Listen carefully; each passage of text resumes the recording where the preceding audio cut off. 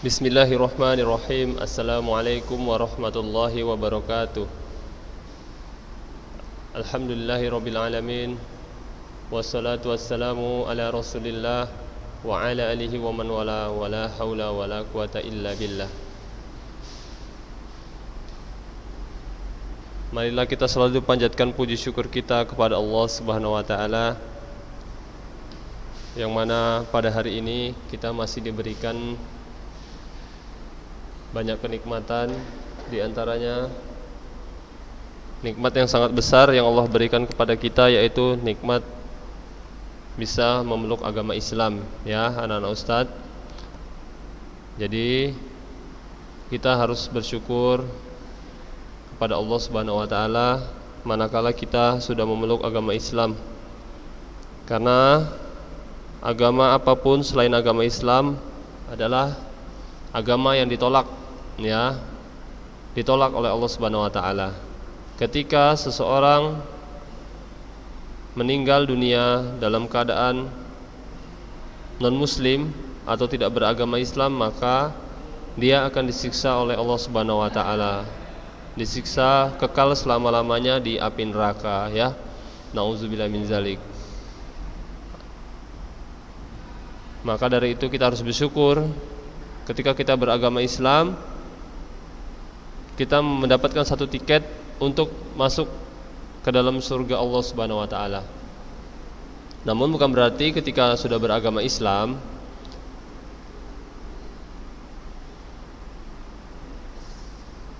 kita otomatis masuk surga dengan mudah, ya. Kalau kita beragama Islam, ketika kita meninggal dunia namun kita tidak melaksanakan sholat, ya, tidak berpuasa, durhaka kepada orang tua, kita akan diazab dulu di neraka, ya. Diazab dulu sekian berapa lama, ya, baru dimasukkan ke surga. Nah, itu dia. Jadi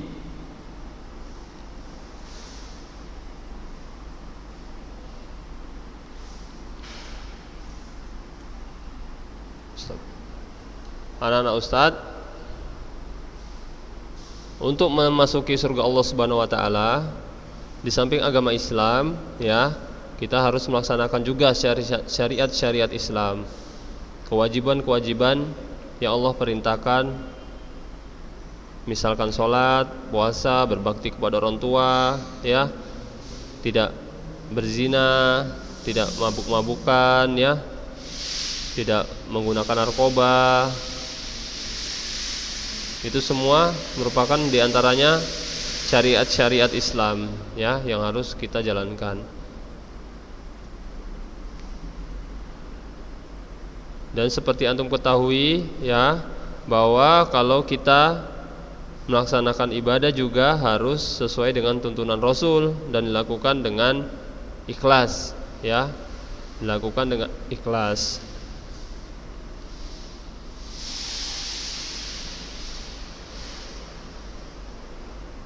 Kemudian nikmat selanjutnya yang Allah berikan kepada kita yaitu nikmat iman, ya, nikmat iman. Ketika kita memiliki iman, kita akan semangat untuk beribadah, tidak malas, ya. Ada orang beragama Islam tapi dia tidak memiliki iman, ya. Imannya sedang turun misalkan. Dia tidak akan mau sholat, tidak akan mau berpuasa. Yang muslimah tidak mau memakai hijab ketika keluar rumah. Nah, itu imannya berarti sedang turun. Kalau antum sholatnya tidak bolong-bolong, tidak malas, ya kan, rajin baca Quran, kemudian belajar menuntut ilmu tidak antum tinggalkan, nah itu berarti iman antum bagus dan itu patut disyukuri, ya, patut disyukuri. Nah, kemudian nikmat selanjutnya Allah berikan kepada kita yaitu nikmat kesehatan, ya. Kesehatan merupakan karunia Allah yang sangat besar. Dengan sehat kita bisa melaksanakan ibadah-ibadah yang Allah perintahkan, semisal sholat, berpuasa, berbakti kepada orang tua, sholat tahajud, membantu tetangga, ya kan, membantu teman, itu semua adalah nikmat, hasil dari nikmat kesehatan. Banyak saudara-saudara kita yang saat ini masih tertimpa musibah sakit, ya, tertimpa sakit. Kalau sudah sakit kita sulit beribadah, ya. Bisa sholat sih, beribadah di rumah, sholat di rumah, tapi kalau di masjid kan tidak bisa. Kalau kita sakit, misalkan sakit kanker, ya kan, sakit jantung, kan susah kita sholat di masjid kan, lemah badan kita. Maka kita harus syukuri kesehatan yang ada pada diri kita sekarang. Kita bisa melaksanakan sholat, melaksanakan puasa, ya. Coba antum pikirkan seseorang yang sudah kena virus corona. Saat ini kan banyak orang terkena virus corona kan. Nah, virus corona itu kan sangat berbahaya kan. Kalau ketika terkena virus corona tidak bisa melaksanakan sholat di masjid. Jangankan di masjid, di rumah sendiri pun tidak bisa, ya kan. Tidak bisa melaksanakan sholat di masjid, di rumah pun tidak bisa. Kita sholatnya di ruangan rumah sakit, itu pun sendiri kita, diisolasi. Nah, antum bayangkan kalau antum kena corona, coba tidak dijenguk orang tua, ya kan, tidak dijenguk orang tua,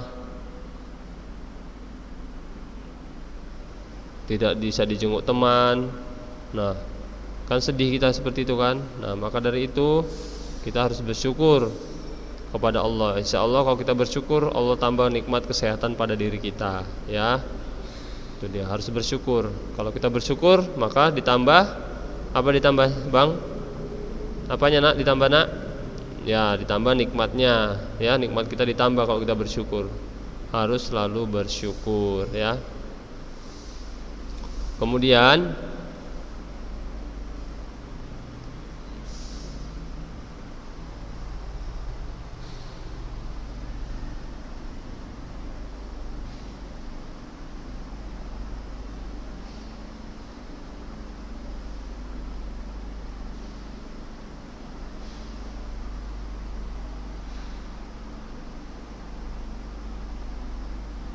anak Ustadz,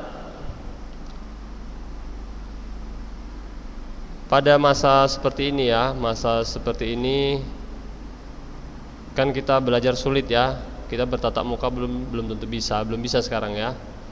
Nah, nanti insya Allah untuk minggu ke depan atau 2 minggu lagi kita akan belajar dengan daring, ya. Kita bisa berkenalan, bertatap muka, daring Zoom, melalui Zoom, ya, melalui Zoom. Artinya kita bisa proses pembelajaran tatap muka, ya, tapi tidak maksud Ustadz, mungkin suara antum nanti di silent, ya. Antum sendiri yang bisa mendengarkan suara Ustadz. Ustadz tidak bisa mendengarkan suara antum, tapi bisa melihat wajah antum, ya. Nanti kita bisa saling berkenalan, ya. Antum kan mungkin antum belum tahu wajah Ustadz, ya, anak-anak kelas 7, ya. Belum tahu wajah Ustadz kayak mana, Ustadz belum tahu wajah kalian. Mungkin antum ada tetangga Ustadz atau satu kampung Ustadz, ya. Kan Ustadz nggak tahu, ya. Nah,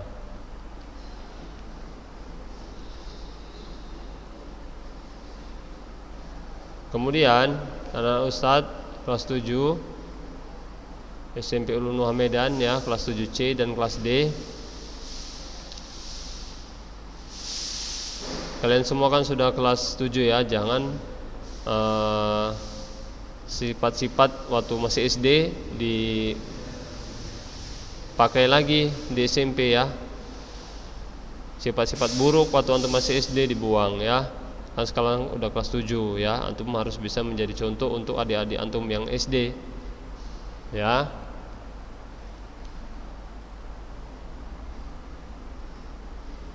Kemudian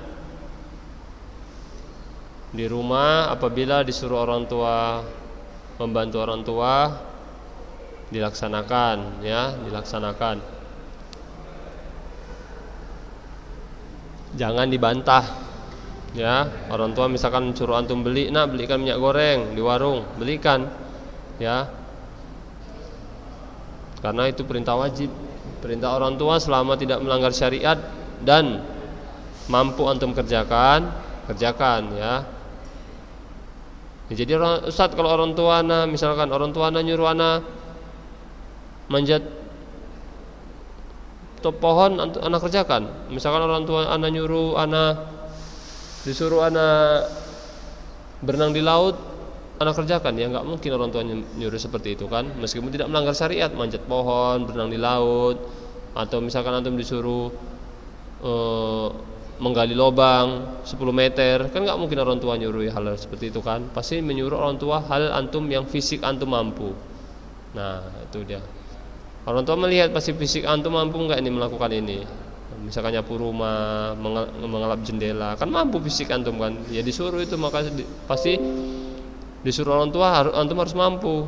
Nah harus mau, ya kan nggak disuruh antum mengerjakan pekerjaan yang ekstrim. Itu dia. Jadi perintah orang tua itu adalah perintah wajib, ya. Tapi kalau antum lagi sholat wajib, sholat isya, misalkan orang tua mah, nak sini nggak usah sholat. Ada orang tua seperti itu misalkan, oh, beli dulu nanti sholatnya, belikan rokok bapak, jangan dibelikan. Enggak pak, mau sholat dulu, bilang. Perintah Allah duluan loh pak, gitu, bilang secara lembut. Perintah Allah adalah perintah wajib, baru perintah orang tua.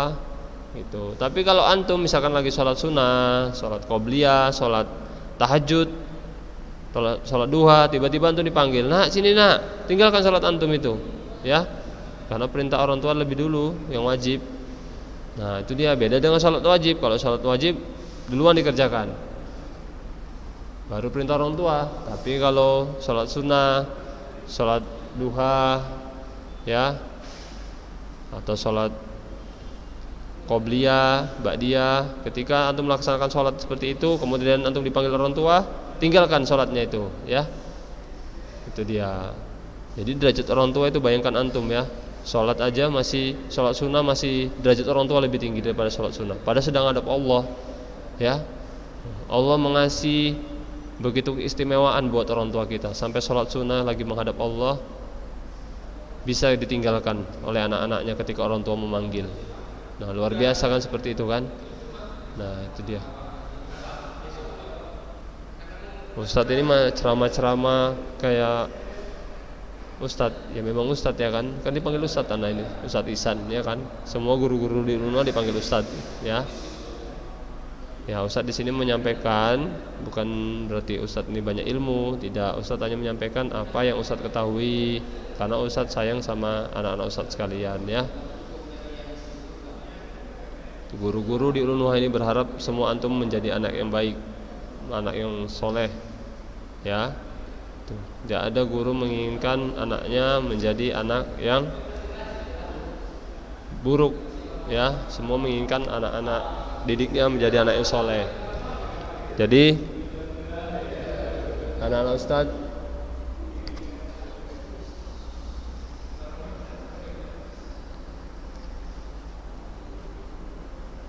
antum semua harus taat ya kepada orang tua, ya. Tuh. Kemudian jangan suka bermain game, ya.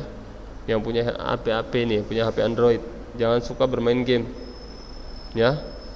Jangan suka bermain game. Boleh, tapi jangan sampai tidak tahu waktu, ya. Nanti antum main game habis isya sampai jam 1 malam, sampai jam 2 pagi. Ya, untuk apa seperti itu? Habis-habisi waktu, ya. Untungnya apa? Biar senang Ustadz, enjoy pikiran. Kalau mau enjoy pikiran tidak seperti itu, ya. Itu orang yang enjoy yang membilang seperti itu adalah orang-orang yang salah. Kalau mau enjoy pikiran, antum dengarkan murotal Al-Qur'an, ya, dengarkan ceramah, itu baru antum tenang. Enggak tenang kita kalau jauh dari agama Allah Subhanahu wa taala, ya. Meskipun kita bermain game sampai 24 jam non-stop, ya. Bahkan kalau orang kecanduan main game, bisa matanya rusak, otaknya pun rusak. Ya, kalau kecanduan main game, otaknya rusak, matanya rusak, ya. Tulang-tulangnya pun, susunan tulangnya dirusak karena tunduk aja dia kan melihat handphone itu. Boleh antum searching di YouTube kalau nggak percaya omongan Ustaz, dampak dari bermain handphone terlalu lama. Ya, Jadi Ustaz harapkan antum jangan sampai kecanduan main game, ya.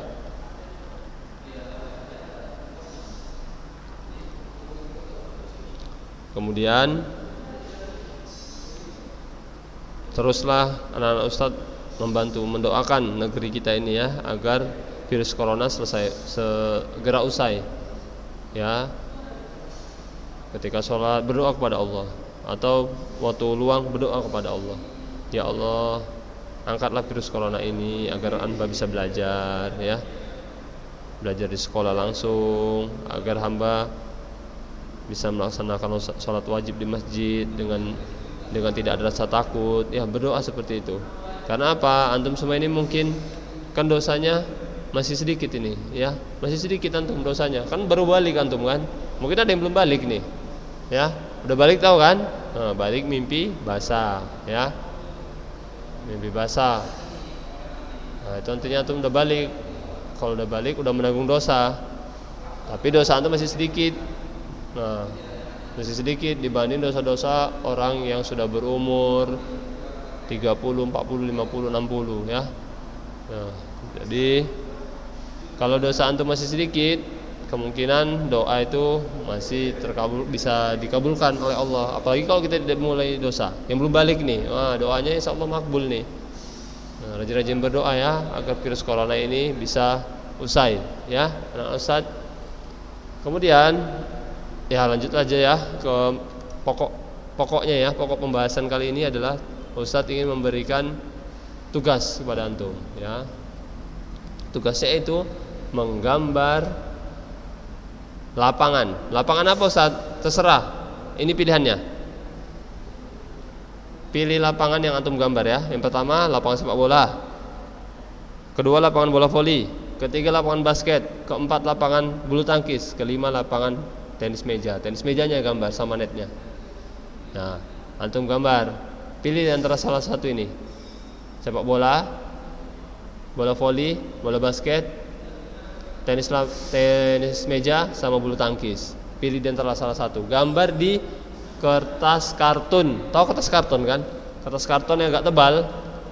Nah, untuk yang agak tebal itu beli paling 2.000 perak atau 3.000 ya, di fotokopi beli. Baru antum gambar. Kurang lebih panjang gambarnya 20 cm lah ya, 20 cm. Lebarnya ya 18 cm ya. Nah, antum gambar dan buat ukurannya ya, ukurannya. Ya ukurannya kalau di buku itu kan, di karton kan sedikit, hanya beberapa senti kan. Nah, antum buat gambarnya sesuai ukuran nanti. Misalkan panjang lapangan bola voli 18 meter, tulis di lapangannya itu 18 meter. Ya, bukan 18 cm ya, afwan ya. 18 meter. Lebar 9 meter, buat 9 meter. Tapi kalau gambarnya itu ukurannya hanya 20 cm sampai 15 cm aja. 15 atau 18 cm lebarnya. 20 kali 18 cm atau 20 kali 15 cm gambarnya, panjangnya. Tapi kalau yang ditulis buat ukuran aslinya. Bola voli panjang aslinya berapa? 18 meter, lebar 9 meter. Buat tulis 9 meter ya. Enggak mungkin 9 meter asli dibuat di kertas kan? Enggak cukup kertasnya. Nah, buat 9 meter. Panjang 18, gambar dengan cantik dan rapi. Apakah menggunakan net Ustaz gambarnya? Menggunakan net ya? Tidak usah. Tapi kalau bisa antum menggambar pakai net lebih bagus. Ya. Dan diwarnai, ya. Gambar lapangannya diwarnai. Warna apa terserah, biru, kuning, hijau, merah boleh lapangannya. Diwarnai agar apa? Agar bagus. Kalau bagus gambarnya nilainya 100. Ya, kalau diwarnai dengan bagus nilainya 100. Nah. Udah jelas anak Ustaz tugasnya, mengenai tugasnya? Udah ya? Semoga antum semua bisa mengerjakan tugas ini, ya. Ustaz kasih batas waktu berapa? 2 minggu ya. Dari antum melihat video ini, Ustaz beri waktu 2 minggu. Ya, 2 minggu. Gambarnya kirim ke WA Ustaz melalui foto ya. Nah, mungkin itu saja yang dapat Ustaz sampaikan. Kurang lebihnya Ustaz mohon maaf ya. Jika ada yang kurang jelas silakan WA Japri Ustaz sudahi dengan doa kafaratul majelis. Subhanakallahumma wa bihamdik Asyhadu alla ilaha illa anta astaghfiruka wa atubu ilaik.